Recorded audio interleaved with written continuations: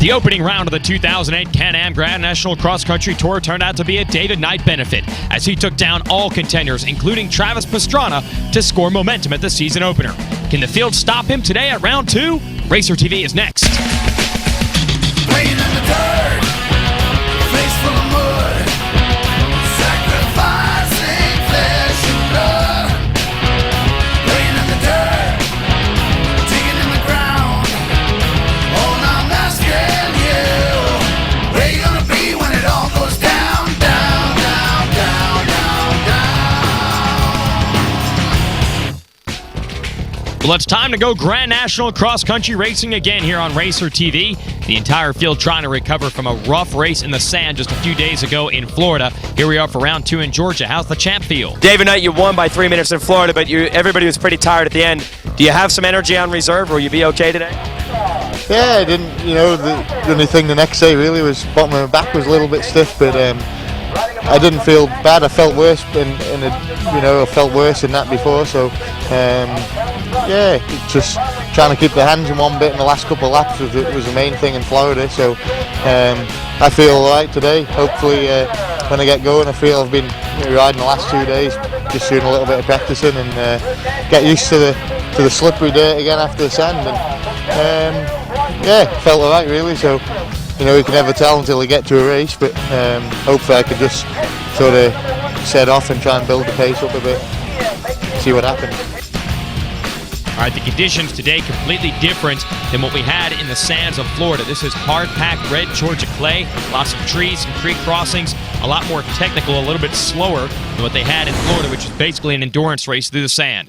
We're ready to go racing here. David Knight, a bad start for him, could not get his KTM fired. Here we are into the first turn. It's a pair of Suzukis, and now on the inside, Barry Hawk in the Yamaha. Going to try to steal it away, but it is Mullins on the FMF Suzuki, the yellow bike, out front, and his teammate Jimmy Jarrett out of Ohio right behind him.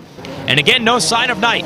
So Mullins, much hyped when the year began, struggled in Florida when he smashed his exhaust pipe, never had a chance to get going. Mullins is up front early, got Nathan Canny, Glenn Carney on the Husqvarna there, Jason Raines coming through. And now finally you see Knight on the orange bike, so he's just inside the top 10. Paul Whibley on the factory Suzuki even further back, but they'll have their work cut out for them trying to catch up. Whibley won this race last year. Knight struggled early last season, then got on a roll. He's been hard to stop since. But on this tight track, both those runners are going to have to make a lot of passes, and that will not be easy. We have a new leader here. Nathan Canny has gotten around Mullins. Canny, fresh back into the United States after a year racing in Europe, based out of Italy. He's got to be happy to be back home. Mullins in the number 2 spot seems pretty comfortable as well. I prepared a little bit Thursday for this race, and I'm really looking forward to it. I like this track, and I feel like I'm ready, and I'm ready to go. And I believe that's Josh Strang, another Suzuki rider on a 4-stroke, right behind Carney. Don't quote me on that, or sorry, right behind Mullins, trying to figure out who is who early on. There goes Whibley, and I still have not seen Knight. Canny and Mullins, you can hear them absolutely pushing the pace early on here. Got some newcomers to this field. Let's check in with Gordon Crocker. The race in Florida went very well for me. We had a short period of time to get organised with the Husqvarna bikes and do a lot of testing, and I had to make a transition myself into the off-road series as opposed to racing motocross, which I've done my whole career. I wanted to finish in the top 10 and I achieved that, so I was very pleased with the Husqvarna bikes, and the whole team supported me very well. David Knight working his way forward, and Crocker, an Irishman, David Knight from the United Kingdom, and there's Jimmy Jarrett out of Ohio. Truly an international series here. You see Jarrett still battling with Barry Hawk. 1 lap in the books now early here in Georgia. It is Canny leading Mullins, and they have already opened up a pretty big gap over the rest of the field. It's Russell Bobbitt, your AMA Enduro champ 2 years ago, and Knight now into the number 4 spot. Amazing comeback by Knight. We'll see how far up in the rankings he can go. But first, our Rocky Mountain Spotlight. This week's Rocky Mountain ATV and Motorcycle Product Spotlight falls on the Tusk MX Deflex handguards. If you want to go GNCC racing or just riding in tight trails near your house, handguards are a must. These Tusk MX Deflex handguards are some of the best in the business. These handguards protect your hands from roost and brush. They can be positioned independently from your levers. The hand shields are made from durable injected molded plastic, and they are replaceable just in case you come a little too close to Mother Nature. The clamps themselves are made from lightweight 6061 aluminum with a T6 heat treatment for added strength. The clamps are designed to fit both 7/8 inch and oversized 1 1/8 inch bars. The shields, clamps, and all necessary hardware for installation are included with the package. The Tusk MX Deflex handguards are available for both ATV and motorcycle applications, and they cost just $24.99. That's cheap insurance for your knuckles. To order, check out RockyMountainATVMC.com. Your hands will thank you. Welcome back. It's still Nate Canny leading Charlie Mullins, and you can see early in these races they're still trying to figure out the best lines around this racetrack. A little mistake there from Mullins. No practice, no pre-running at a GNCC. You can mountain bike the course or walk it, or hike it, I guess is the most appropriate term, but you cannot ride it. Onto the motocross track. This is the Aonia Pass motocross course here in Washington, Georgia, and they have to tame the jumps down. We have riders in a variety of classes out here, not just pro-level riders, but A and B riders. Plus, they have the suspension on these bikes set up for woods. It's a lot softer than a motocross bike, so they will not have the huge airtime, but as you can see, Knight is still able to handle the routine doubles. Knight has already climbed into the number 3 spot after starting just inside of the top 10. Next up comes Russell Bobbitt, an Enduro rider. Enduro guys always quick early, but can he hang on? Racer TV is brought to you by Can-Am, Yamaha, Rocky Mountain ATV MC, and MotoTees.com. Welcome back. Charlie Mullins now taking the lead here at this Maxxis General GNCC. Jason Wygant giving the calls, round 2 of the Grand National Cross Country Series. Canny still in second. David Knight has climbed to third. Russell Bobbitt in fourth. So you've got KTM second, third, and fourth. I think Bobbitt will be happy with the top 5 today. He does not race this series for the full rounds to collect the championship. He just races it to keep sharp. As for Knight, expect him to move forward and try to put a challenge on Canny and Mullins, who are leading this thing right now. Let's check in with last year's Georgia winner, Paul Whibley, on his round. Yeah, I got a pretty good start. I was pretty happy with that. The bike was running good.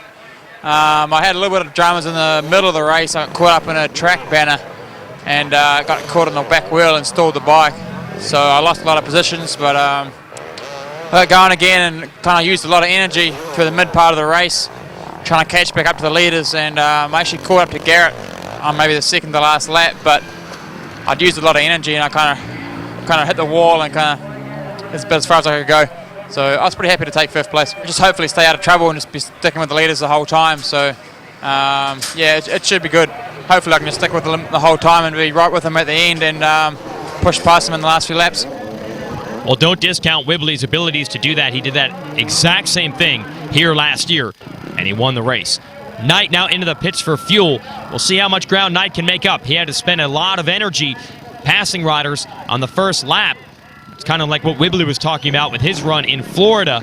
And even if he can catch Mullins and Canny, you've got to think those two following each other around. It's a lot easier for them. Now Canny has taken the lead back from Mullins. And yeah, I think they're just playing with each other right now. They're just feeling each other out, trying different lines. And any of these riders will tell you when you can follow someone in front of you, you can go the same speed with half of the effort. Knight doesn't have anyone to tow. He's got to put this pace forward all on his own. And there are plenty of other riders that like to push the pace out here. Let's check in with our GNCC youth class. First row is Super Mini 14 to 15, but we have classes all the way down to riders 7 years old and up on 65cc machines. Super Minis are 105cc 2-strokes and 150cc 4-strokes, basically the last step before you race a big bike. Out front early, Stuart Baylor and his best friend Zach Nolan are 1 and 2. Don't forget the number 13 of Derek Shaw and the 10 of Ryan Lojak. AJ Stewart on number 8. All these riders vying for the number 1 plate. Last year it was won by Walker Fowler, who now races in the A class and does have some factory support from Yamaha. So all these riders know if they can push the pace and win some races early on in this tour, they can get some attention, lock down that number 1 plate, and you might have yourself some great support racing a 125 or maybe a 250F next year. Now that's for the riders at the front of the pack. There are some others that are just hoping to go out here and have fun, and that's why there's classes for such a wide array of machines and skill levels. Check out GNCCRacing.com. for all the information on the GNCC schedule and class list. But midway through this very, very cold and wet morning in Georgia, Stuart Baylor began to establish himself again like he did. He won the season opener in Florida, and he started to roll here in Georgia. Now, Baylor's a pretty fun kid. He's friends with most of the riders he's competing against, but don't let that fool you. When a rider goes down in front, your first instinct is to try to get around them as opposed to help them up.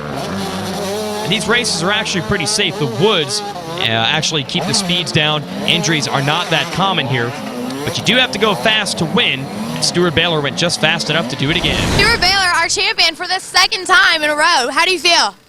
I felt pretty good. I like the track. Pretty good in the mud, so I got a gap about the third lap and kept it from there. Thanks to Hannah Reed for our podium interview there. Charlie Mullins trying to sprint away from Nate Canning. Let's go down to the racetrack for a closer look. All right, halfway through the Maxxis General GNCC, Nathan Canning was holding the lead earlier, but now Charlie Mullins into the #1 spot. This is where we expected Mullins to be by our last race in Florida, and he's definitely got the bit between his teeth right now. He's going for it. Canning trying to stay with him, and it's actually helping them keep a pretty good distance over David Knight right now, who a lot of people expected to just eat that gap right up. But right now, it's the #3 of the 116 right behind him. Well, two young guns, Mullins and Canning, and they are just hauling right now, and they're into lap traffic. We have a lot of different classes out here. Those riders are in a race in their own class, so they're not just going to move over for Mullins or Canning. That might be Knight's last chance to try to catch these two if they do get tangled up with some other riders in other classes. But don't count on it. The way those two have withstood the challenge from Knight so far today, I'm not sure if Knight can go much faster than he's going right now. I don't know if he can catch them. Now, Whibley, who we expected to move up, is beginning to do that now into the top 5. And here comes Barry Hawk through the logs. He almost goes over the bars. Let's check that out again. Here's Barry Hawk. Just gets off the foot pegs there and loses his balance. He's able to maintain it and also maintain a top 5 position. Stay tuned. Racer TV is brought to you by Can-Am, Yamaha, Rocky Mountain ATV MC, and MotoTees.com. We're in Washington, Georgia for more Grand National Cross Country action. Jason Wygant giving to the call. Charlie Mullins leading the race. And it looks like he's put a little distance now on Nate Canning, who challenged him hard and actually led the race early on.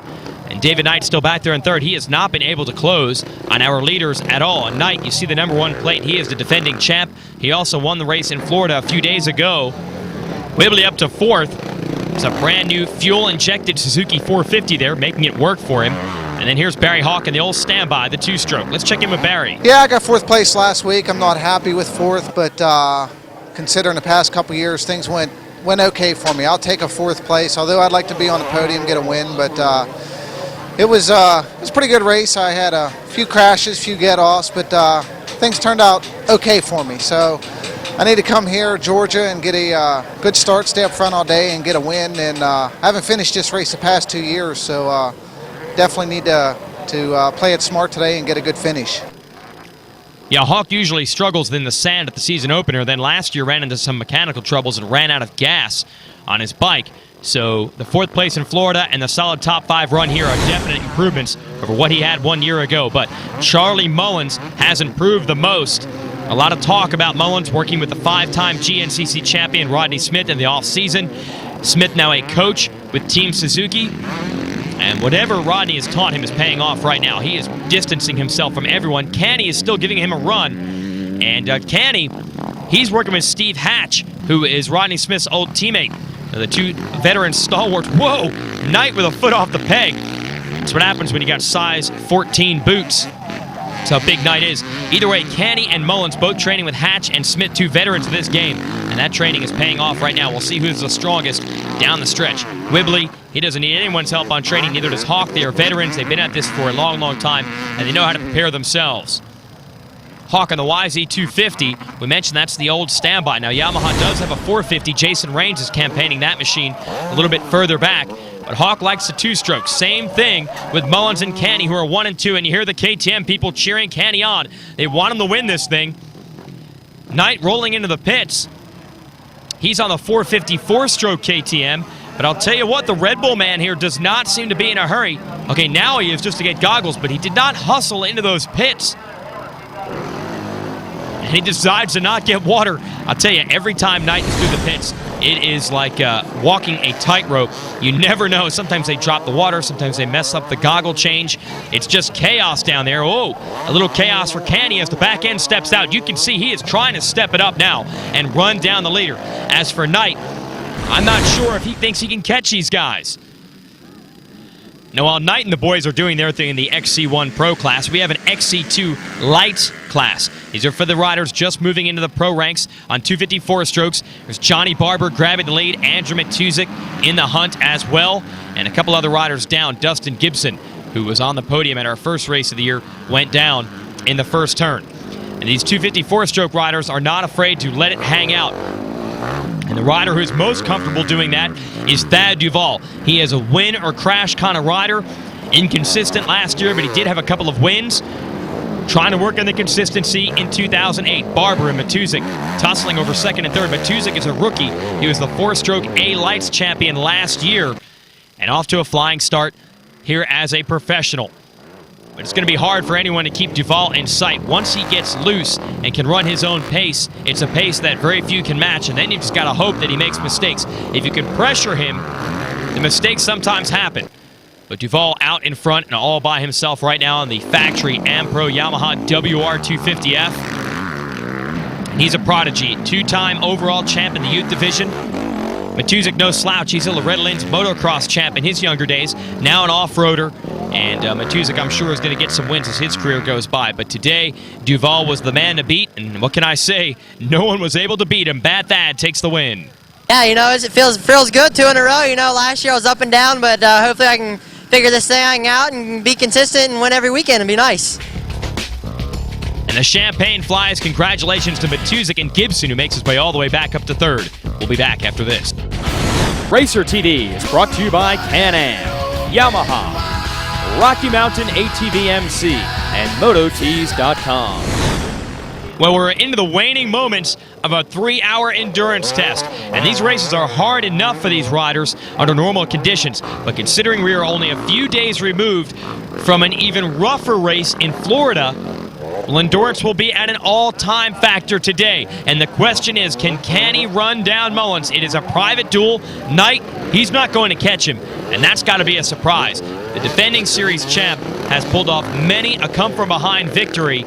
And this is truly serving notice that Mullins and Canny might have the stuff to mix it up with Knight for the championship this year.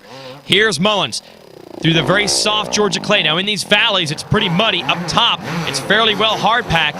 Hard to set up a bike and choose tires that work in such a variety of conditions. Whatever Mullins has done today, though, it is working, and it has worked. Mullins takes the win, and he delivers on all the promise.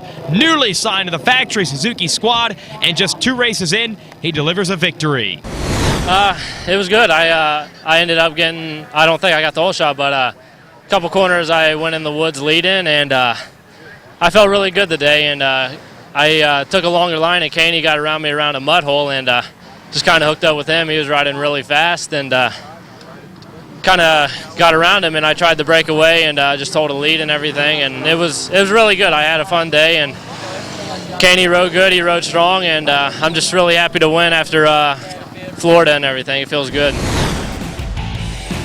Well, here are the overall results. Whibley holds on for 4th, and his teammate Jarrett 5th, Strang 6th, Barry Hawk drops back to 7th.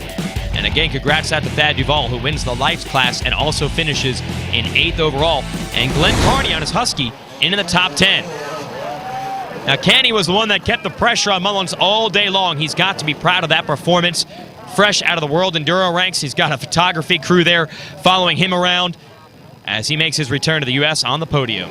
Yeah, it feels pretty good. You know, I got beat, so I'm not pumped about that, but it's a start, and I'm glad to be up here. You know, as long as I'm up here on the podium every race, then that's really what I need to be doing, so I need to focus on that. But, of course, I would have liked to beat Charlie, and if I could have beat him today, that would have been something to be proud of because he rode really well. Well said by the young man from New York. As for David Knight, a lot of surprises here. What happened? I got off the line all right today, but I was still way back. You know, I just wanted to make sure I got started and wasn't dead last like last week. And yeah, just normal sort of get stuck behind people early on. And once I got into third place, M2 had gone, so I just sort of had my own race from there. You know, I had a little bit of a dice with Bobbit and that early on, and then you know, once I got past them, once I got under rhythm on the second lap, I was all right. And just I didn't have the bike very well set up, so I couldn't push. And that's what happens early in the season. These guys are all trying to settle their machine setups. And Knight obviously guessed wrong this time. He's still in the podium there on the right. But Mullins and Canny, well, they took the champ down today. This bodes well for a phenomenal championship tour. We hope you can stay with us all year long on Racer TV. It started off with everyone in one big group. By the time they settled into the woods, it was Nate Canny and Charlie Mullins establishing themselves as the fastest two today in Georgia. Bad start for David Knight. He did all he could to get into the number 3 spot, but he couldn't get any closer than that. Behind him, riders like Jimmy Jarrett, Josh Strang, Paul Whibley, and Barry Hawk battled to try to stay inside the top 5. Eventually, Mullins would make the move on Canny. Canny would hold on for the number 2 spot, but the young man from Ohio that they call the Hot Rod was on it today, and he emerged victorious. And Thad Duvall did it again in the XC2 Pro Lights class. Can he be consistent all year and win the championship? Well, you'll have to stay tuned with us on Racer TV all year to find out. For more information, check out Versus.com. I'm Jason Wygant. Thanks for watching.